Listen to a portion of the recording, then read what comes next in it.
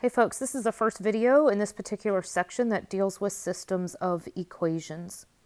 If you were asked to solve a system of equations, your goal would be to find the intersection where two graphs are going to cross each other.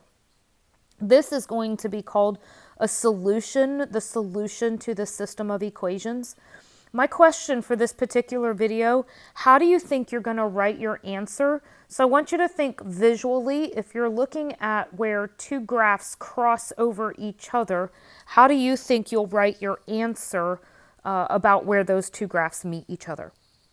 Now, let's go down a little bit and let's talk about the 5 different ways we have to solve systems. All 5 of these methods work at different times. The first 3 methods you learned earlier, they are in section 7.1, and then method 4 and 5, these are going to be later on in chapter 7. So the very first method you would have learned earlier in a previous course, not in our course, but in a previous course, and that is to solve by graphing. So just simply graph the graphs, graph the equations to find out where they meet each other.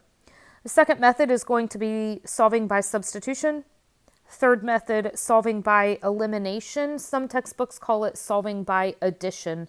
So you may have seen either one of those terms depending on what your textbook used. All 3 of those are things that you have learned previously, and they're all going to be a review in section 7.1. Method number 4 is a calculator method where we're going to look for the RREF, and that stands for reduced row echelon form.